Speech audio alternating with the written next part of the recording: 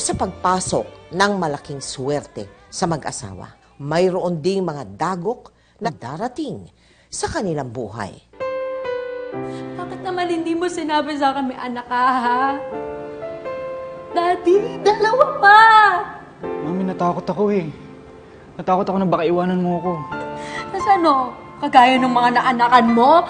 Nainiwan mo? Ngayon naanakan mo ako, ano? Iiwan mo rin ako, ganun ba? Mami, I'm sorry. Hindi kita iwan. Sana pinagtapat mo na sa akin lahat yan noon pa. Sorry, sana patawad mo ako. Mami, I'm sorry.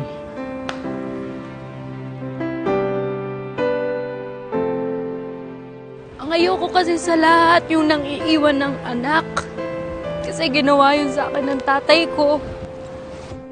Nanay ko namatay. Iwan niya rin ako.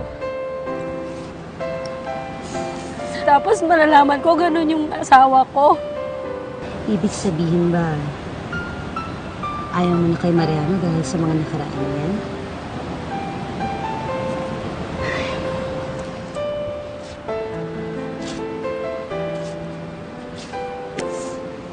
O ganito na lang. Kaya mo bang tiisin na kagaya mo, dati mangyayari rin sa anak mo na lalaki silang walang tatay? Gusto mo yon? Ano nga sinasabi ko kasi? Kati, tsaka alalahanin mo, kasama mo si Mariano nung sinuwerte ka. Yun kaya yung dahilan kung bakit hindi niya ako iniiwan.